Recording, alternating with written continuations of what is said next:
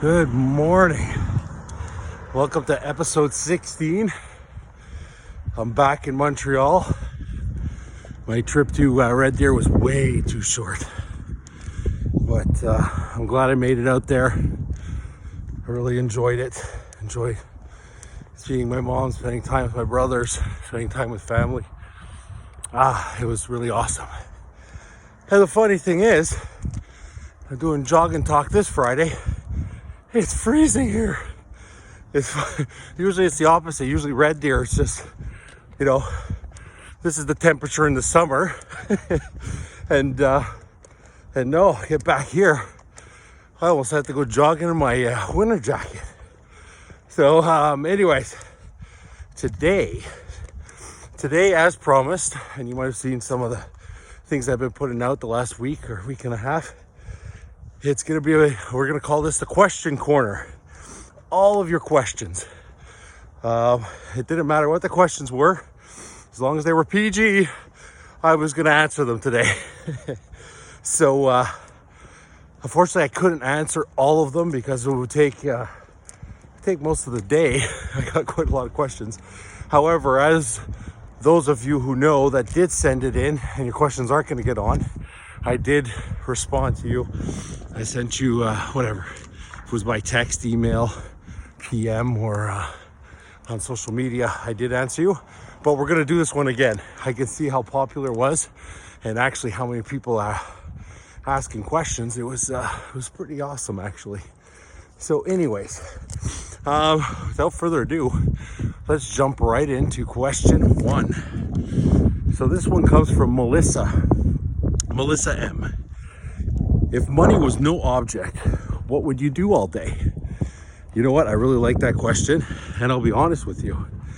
Where I am in my life right now, with what I'm doing, I would do exactly the same thing. Exactly the same thing. I am absolutely loving what I'm doing. If it has to do with, well, first of all, real estate, I absolutely love real estate. I love everything about it. I love the architecture. I actually love either searching for properties or selling a property. I just love it. Showing properties, talking about properties, learning about that property when putting it up for sale, doing the research, learning the history, telling people about the history. I love it. I absolutely love it. And also being a financial security consultant. I love it. I love having a team and having questions or doing trainings, talking to clients, giving them, financial advice or consulting on things. I love it. So, honestly, career-wise, I wouldn't change anything of where I am if money was no object. I might change a couple things like get a personal chef and tell him just cook me some healthy stuff that tastes delicious, help me lose some weight, but other than that, I wouldn't change anything. Question 2, this is from Derek S. What motivates you to work hard? What motivates me to work hard? I would have to say my family first and foremost. Hopefully going to be able to provide the life that I envision for all of us. And don't get me wrong, I have a fantastic life. My partner has supported me through a lot. And I am here in the position that I am in because of her and because of family, my mom and brothers, and just the support. It's I really work hard to kind of make them feel like it wasn't a waste, and to also provide a fantastic future. And I think a second thing would be, and this might surprise everybody, but power. I work extremely hard to get power. Now, the power is the power to do good, because the more people you meet, the more money you make, the more that you can go out there and help. Now, I'm not saying that you need money to help, because that's completely untrue. There's volunteer work, there's amazing volunteers that do such great work, like New Day Dog Rescue that I talk about all the time, and many, many, many other individuals and organizations that don't really have much money, but yet they're still out there and they're still making a difference.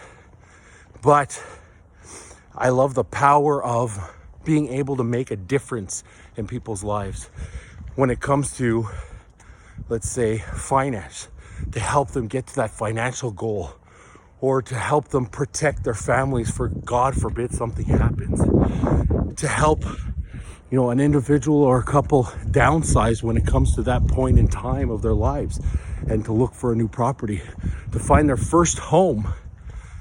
You know, that's, to me, the power that I'm looking for, the power to be able to help, the power to be able to change people's lives for the better, to guide them in the right direction. And I feel that in the position that I'm in right now is I'm able to do that if I do it the right way. So I really, really strive for that. And like I said, I always want to make sure that I'm, you know, doing the right thing for my clients and people that ask me questions. That's the main thing for me. And that's the type of power that I'm looking for, is the power to be able to make a difference for good. So yeah, I really like that question. Thank you, Derek. Question 3. Oh, I'm giving the full name out on this one.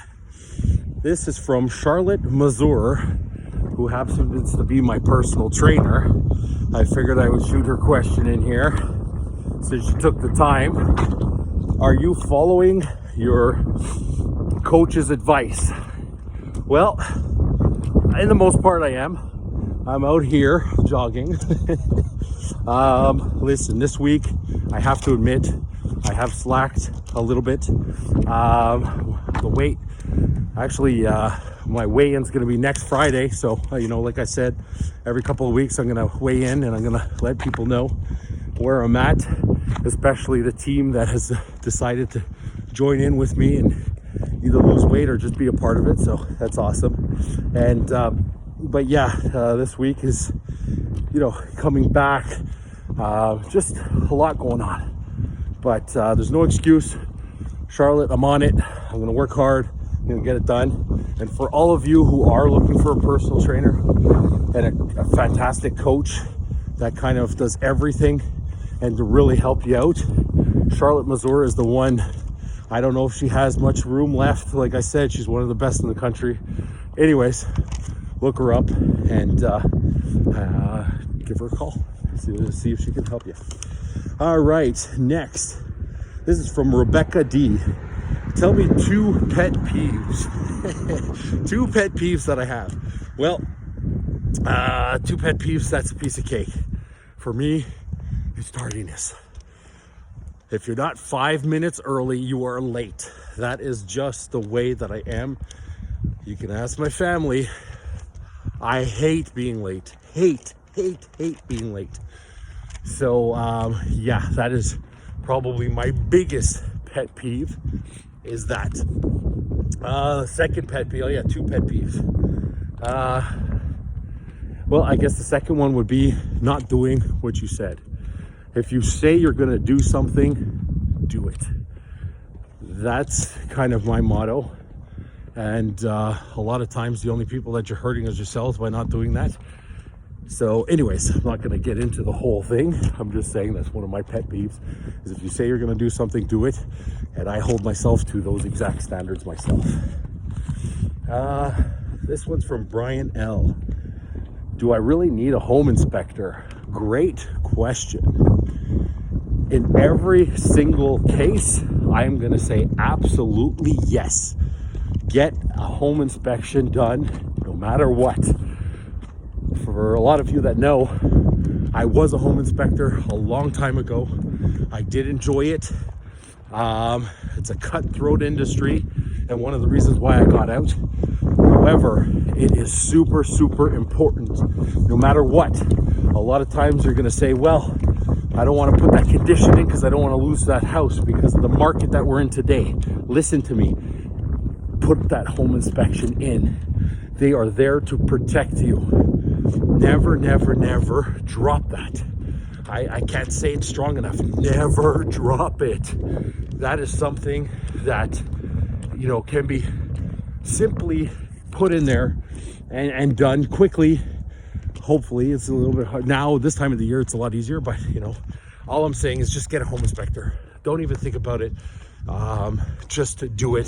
They're there to protect you, and make sure when you do get a home inspector, you check their credentials, making sure they're insured. You know, in Quebec, one of the things about that industry is that you don't have to be licensed or take any specific courses to be a home inspector. You sitting there can go out, get business cards printed, and go start a home inspection business. So make sure that, you know, they're accredited people. I know a lot of them, I think very good. And if you need a referral, don't hesitate to reach out to me. I'd be more than happy to give you some, a few different referrals for that. So Brian, yes, you absolutely need a home inspector. Even if it's new. By the way, that question is going to come up. I get it all the time. Oh, well, it's brand new. No. It doesn't matter. Get a home inspection. No. It's new, it's old, whatever. I know the contractor. I don't care. Get a home inspector. Laura G, how old are you? I'm 42. I look like I'm 62 since I put on the weight, but I'm working to get down so that I look 35 again. Thanks, Laura. Peter S, how many buying clients do you have? I actually get this a lot more often than I thought I would. I think people, that's the way in real estate that they kind of check your credentials. However, anyways, right now, Peter, I have 7 clients that are looking to buy. A mixture of individuals, investors, I think a couple stuff like that, families. I am always looking to find them properties, but as a lot of you know, with the market that we're in today, the properties are very hard to find, and the ones that we do find go very quickly. But we're working hard to get them those properties, and I'm the guy that doesn't give up, and I'm gonna find each and every one of them a home. So that is definitely gonna happen. All right, only 3 more questions.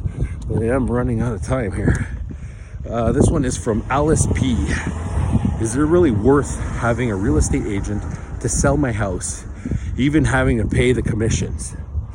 Well, Alice, my answer, of course, is going to be yes, because yes, I am a real estate broker, and I strongly suggest having it. Now, even before I got into this industry, I still suggested it. And the reason being is there's a lot more to it than a lot of people realize. Just the paperwork, just the documents, the contracts that have to be put together. You know, all of us who are real estate brokers here in Quebec, since I guess 2010, I think it was, had to go to school, 2 semesters of college accredited courses, to be able to learn all of this before you can even take the college exam. And once passing that, then you're going into doing the government exam before you can get licensed. Now, just the contract drafting portion was an entire semester, 2 nights a week. So that would have been something like January to mid-May. Twice a week. I think it was like 3 or 4 hours a night. So let's say 6 to 8 hours a week, just learning contracts and how to complete these contracts. So that's step number 1, which is super, super important. And you definitely want to learn and know how to do those. Now, there's all the other things that come with it. A lot of times you'll actually, you know, whatever the commission rate is, it depends. It usually floats between 4 and 6%, and it depends on what that broker is offering you. Now, paying that, let's say 4%, a lot of times is worth it, because it's not going to sit long on the market, because a lot of the brokers, no other brokers, have buyers like myself that, you know, it might be right there, right in front of you, and be able to sell it quickly. And the best part is it's hassle free on your part. You don't have to worry about all these documents and what do I have to send, how do I find it, what about a notary, this and the other thing. There's a lot. There is absolutely a lot. So is it worth it? I think so. I absolutely think that it's absolutely worth it, in the least to protect yourself, and nothing is going to fall back on you in the future if the whole process is done correctly. So yeah, Alice, I would definitely get a real estate broker. Give me a call. I'd be more than happy to help you. Jason, why? What type of life insurance should I really get? That's a good one, Jason. And unfortunately, I don't know. A while back, one of the first episodes of Jog Talk, I did mention about life insurance and how complicated it really is, which people don't realize. You just think, well, you know, take 500,000 of life insurance, the term 20, that should be enough. No, there's a whole process to it. There's a needs analysis, which is, it's called an F&A, financial needs analysis, which essentially is, going through and figuring out, depending on where you are in your life, family, married, kids, debt, schooling, all these things combined, that is going to give us a number on the insurance that you need. And then from experience, figuring out which life insurance makes most sense, like term or permanent or a mixture of the two. So it's not just as easy as, yeah, you need it to take a term 25, that would be great. No, absolutely not. You may need that, you may not, I don't know. But if you need more information, let me know, and you could sit down with my partner and myself, and we can go through that with you. Be more than happy to. And my partner, she's awesome. She'll be able to really help with everything. All right, and for the last question, this is from Stephen F. If I hire you as a broker to sell my home, would I be working with you or a team member? This is a question I am starting to get asked quite often. And Stephen, you 100% will be working with only me, directly with me.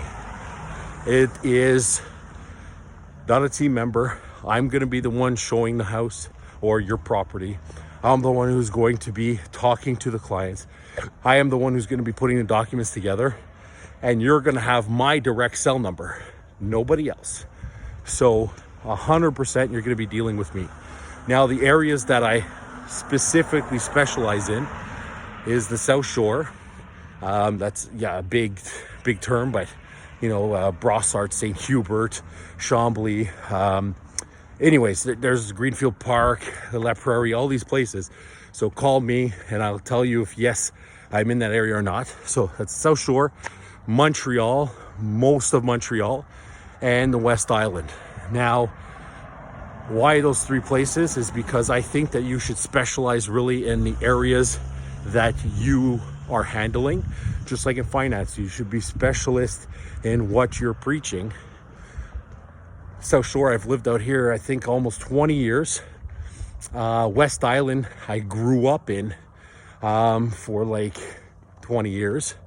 And Montreal, I've had clients, a lot of clients throughout the years, 10 or 12 years that I've been dealing with clients in Montreal and running around the city. And I even lived in the city for 2 years. So yeah, 100%. The areas that I'm talking about, I know quite well. So those areas, you got just me. Now this is for everybody else, because I know that I do have some people out west that watch, and actually in the States that watch. If you have a need to sell or buy anywhere in Canada, anywhere in the USA, and other places in the world, contact me. I will be able to help you and get a team member to help you out. So So yeah, I can absolutely do that and help and refer you, like I said, a team member that's going to be able to help you out and get that done for you. So anyways, voila, that is the question corner. We are definitely going to do this again. I've noticed that I'm going to have to cut the questions down way down because this is a long one. But anyways, send in your questions anyways, because a lot of them, like you see, were good questions. And I tried to pick the ones that were most common that I hear from individuals on a monthly basis. And, you know, a lot of people ask the same questions, so I figured these ones were good. So anyways, stay tuned for next week. I'm looking forward to it. I'm also going to have my weigh-in on Friday morning. I'll let you know what that looks like. And anyways, I hope everybody has a great Friday. At least it's not raining like yesterday. And a great week. Weekend, actually. Have a great weekend, everybody. And we'll talk soon. Bye for now.